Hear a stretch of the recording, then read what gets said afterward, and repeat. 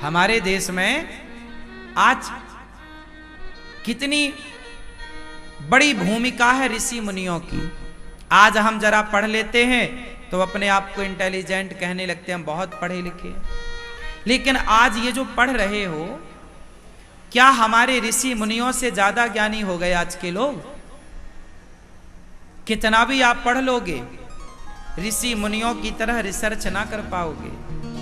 हमारे ऋषियों का नाम ही पड़ा ऋषि, क्योंकि वो रिसर्च करते थे। क्या रिसर्च की हमारे ऋषियों ने?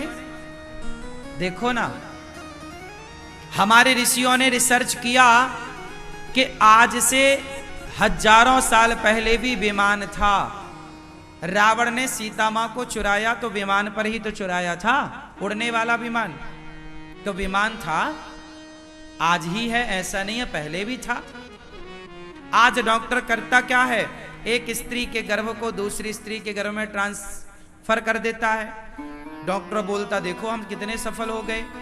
जब माता देवकी 7वीं बार गर्भवती हुई तो माता देवकी के गर्भ को निकालकर भगवान ने माता रोहिणी के गर्भ में डाला था, जो बलराम जी प्रकट भये। तो जो साइंस आज आप अपना रहे हैं, ये साइंस पर पहले हजारों साल पहले काम हो चुका है, कोई आज की नई बातें नहीं है। बस हम अपने को जानना नहीं चाहते। क्या कहते हैं? अरे पुरानी बातें क्या करते हो? अरे पुरानी बातों में ही आज की बातों का उत्तर है, हाँ या ना? इसलिए हमें, आपके बच्चों ने एक गलती कर दी। आज आपके बच्चों ने आज की पढ़ाई तो पढ़ ली, लेकिन अपना इतिहास नहीं पढ़ा, भगवत गीता नहीं पढ़ी। आज बच्चों से आप पूछो कि बेटा भारत का इतिहास क्या है, चाणक्य कौन है, शिवाजी कौन है, क्या योगदान है इनका देश में, तात्या टोपे कौन है, क्या योगदान है इनका, महाराणा प्रताप कौन है, झांसी की रानी कौन है, क्या योगदान है इनका। पूछो बच्चों से कि राम का क्या योगदान है। चलो बताओ, आपसे पूछ लेता हूं, तुलसीदास जी का क्या योगदान है आज के समाज में? आप सबसे मेरा एक सवाल, उत्तर दे दो। तुलसीदास जी को कितने लोग जानते हैं? हाथ उठाओ जो जानते हैं। आप जानते हैं तुलसीदास जी को? नहीं जानते? आप तुलसीदास जी को नहीं जानते? ये देखिए, गलती बच्चों की नहीं है, बड़ों की है। तुलसीदास जी को आप जानती हैं? आपसे पूछ रहे हैं मैया, नहीं जानती हो? देखो बेटा, आप जानते हो तुलसीदास कौन है? हाँ, आज यदि भारत में लोग राम को जान रहे हैं तो केवल तुलसीदास जी की बदौलत जान रहे हैं। तुलसीदास जी ना होते, रामचरितमानस ना होती, तो राम को कोई ना जानता। रामायण थी पर वो संस्कृत में थी, उसे पढ़ने वाले लोग कम थे। आज रामचरितमानस घर घर पढ़ी जा रही है। राम के बारे में यदि आप सुनते हैं, समझते हैं, तो तुलसीदास जी, मतलब राम जैसा आदर्श बेटा, बताओ राम आदर्श बेटा है या नहीं? उत्तर दो, हाँ या ना?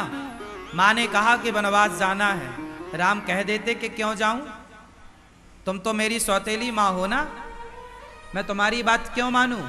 मेरी मां ने तो नहीं दिया वनवास, तुम कौन होती हो मुझे वनवास भेजने वाली? क्या राम ये सवाल नहीं कर सकते थे? बोलो।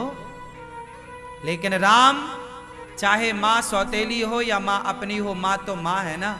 उस मां शब्द का, उस मां के ममता का सम्मान राम ने रखा, इसलिए कि मैं यदि मां की बात मानूंगा तो आने वाली पीढ़ी अपने मां की बात मानेगी। राम मां की बात ना मानते तो कौन बेटा मां की बात मानता? क्यों राम आदर्श होते?